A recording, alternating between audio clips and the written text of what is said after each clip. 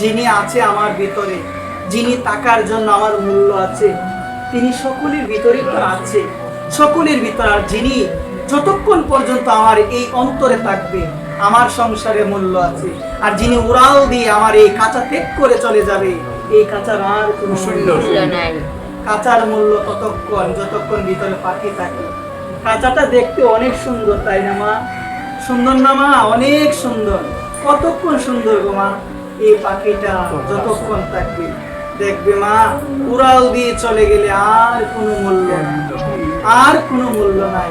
একটা মানুষের সঙ্গে সারাটা জীবন আমি থাকি, আর সেই মানুষটা যখন মারা যায় একা থাকতে আমার ভয় করে।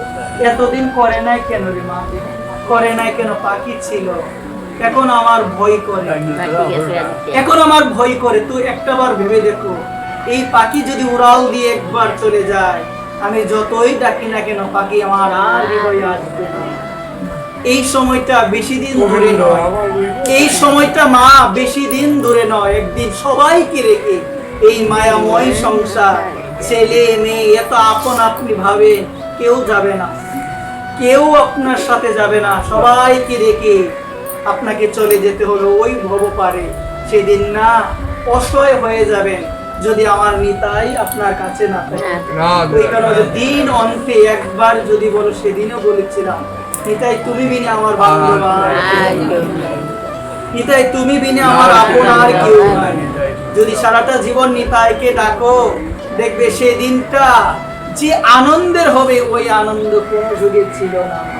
এমন আনন্দ, নিতাই নামে যে আনন্দ ডুবলে জানা যায়।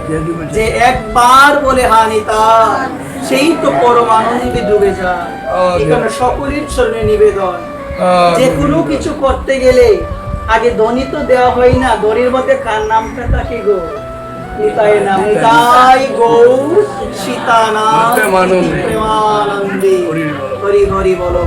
আগে নিতাই নাম। নিতাই হলো গুরু তত্ত্ব। গুরুদেবের কৃপা বিনে ভগবানকে পাওয়া যায় না।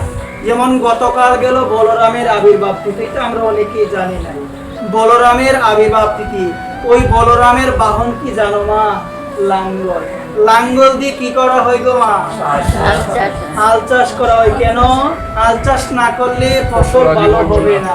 ঠিক সেই রকম গুরুদেব, তিনি হলো বলরাম, তার বাহন লাঙ্গল। এই যে মন্ত্রটা দেওয়া হয় না, আমাদের এই দেহটাকে তিনি প্রস্তুত করেন কৃষ্ণ প্রেম লাভ করার জন্য।